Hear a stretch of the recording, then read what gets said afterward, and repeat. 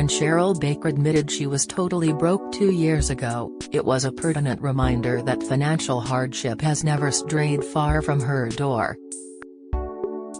The former Bucks Fizz star, 69, enjoyed a string of chart hits during the 1980s with her bandmates after they won the 1981 Eurovision Song Contest with their famous skirt-ripping routine. But when the pandemic's lockdowns arrived, her work dried up overnight, leaving her struggling to make ends meet and forcing her to sell the valuable possessions she had accumulated over the years, including her gorgeous frocks. This proved especially tough for the pop singer and TV presenter who always felt like the poor kid growing up in London's East End. She was raised in a cramped council flat sharing 3 bedrooms with her parents and 4 siblings, Eddie, Colin, Gary, and Sheila. And it was the stigma of wearing second-hand clothes she detested the most, and still struggles with today.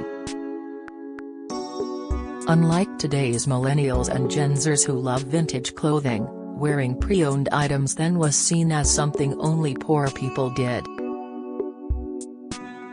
What sticks in Cheryl's mind are the regular Sunday shopping trips she made with her mother Dolly to Bethnal Green Road when she was still a little girl called Rita Grodgington. At the top end of Brick Lane, you'd have all the fruit and veg, and the jelly deals and the Bible shops and everything else, she recalls.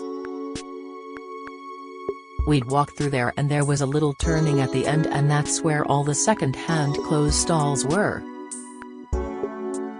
We used to root around the stalls and my mum would go, "Oh look Reet, here's a woolly. Do you want a woolly? All my clothes came from there."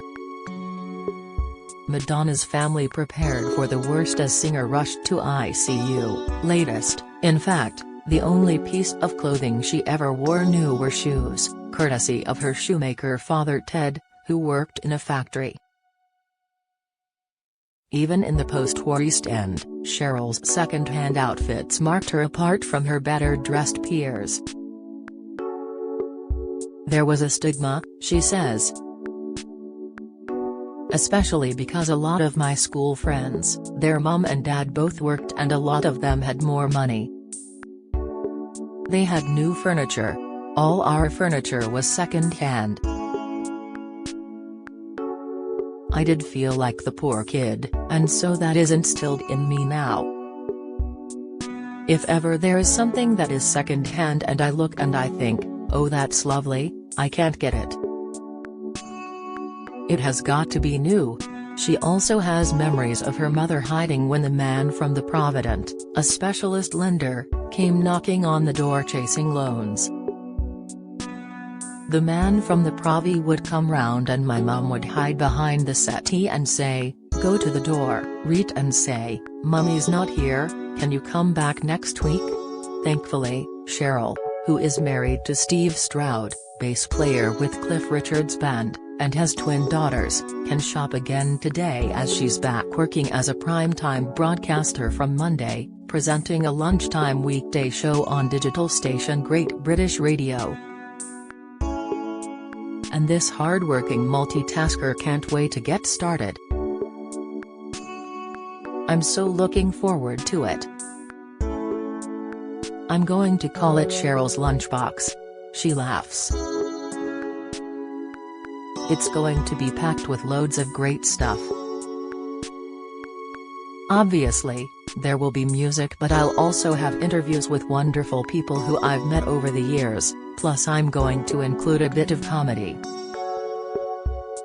Great British Radio founder Mike Osmond says Cheryl's vibrant personality and quick wit make her a natural broadcaster. This is her first primetime role at the station, having previously presented a weekly 80s slot on Saturday evenings. Mike added, "Great British Radio is all about putting a smile back on the face of Britain and Cheryl's new show will be exactly what the nation needs. We'll leave all the heavy stuff to the BBC. Don't miss." Love Island winners Ekin-Su and Ovid confirm split 11 months after victory. Latest, Naomi Campbell announces arrival of second baby, not too late to be a mum. Discover, Frankie Bridge covers face after being left with goggle sunburn. Insight, over the years Cheryl has proved resourceful. During her Bucks Fizz heyday, she began a career as a successful TV presenter and co-hosted Record Breakers with Roy Castle for 7 years. Following his death from lung cancer in 1994, she stayed on the show for another 4 years. She's also appeared on the West End stage in Footloose, and racked up appearances on celebrity talent shows including Pop Star to Opera Star and Dancing on Ice. And her success still surprises her, as she never believed she would make it as a singer because of her working-class upbringing. When her sister, Sheila, got married, I moved into the single room at age 11, she recalls. I was there until we did the Eurovision and everything, and I lived there for years until I was 29.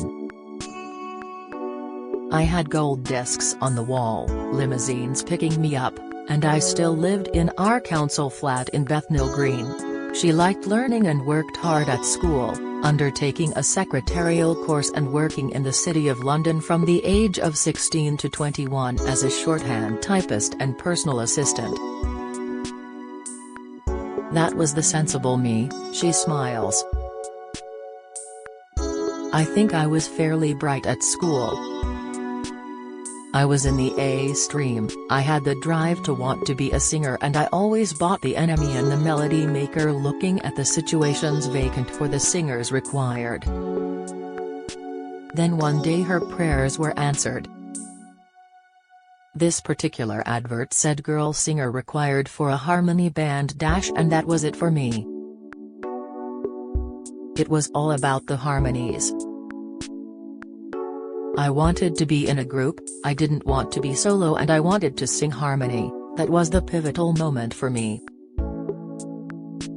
Cheryl went for an audition in Leighton for a band called Coco in the 1970s and then worked all year round in the clubs. It was a big break, and she had her first taste of Euro success when the band came second in A Song for Europe. We came second in Coco to Brotherhood of Man, and we played at the Albert Hall, she recalls. We did the summer season in Great Yarmouth, which was a big thing for me because I'd never been away from home.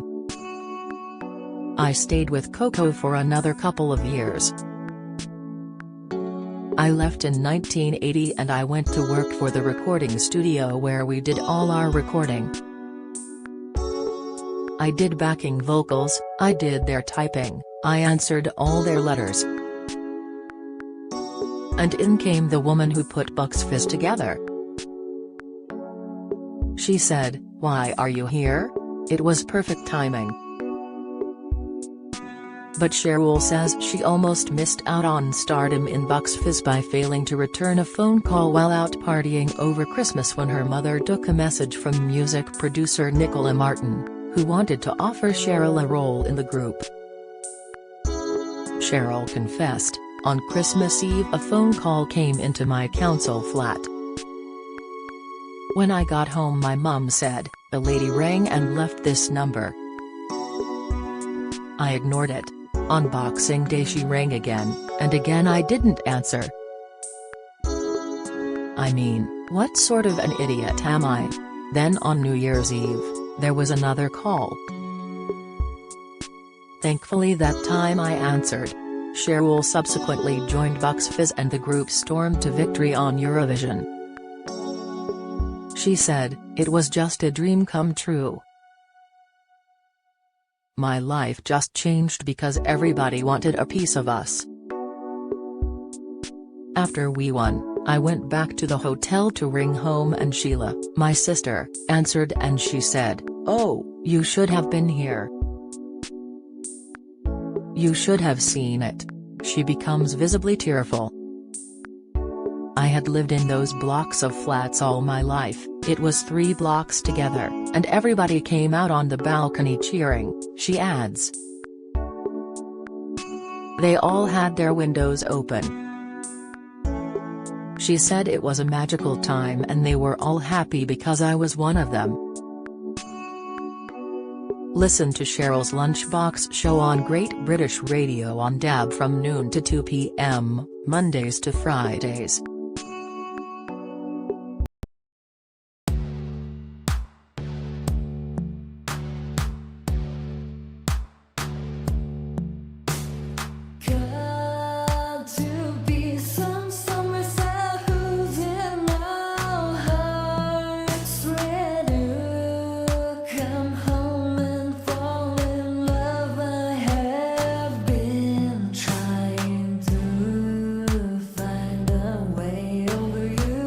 To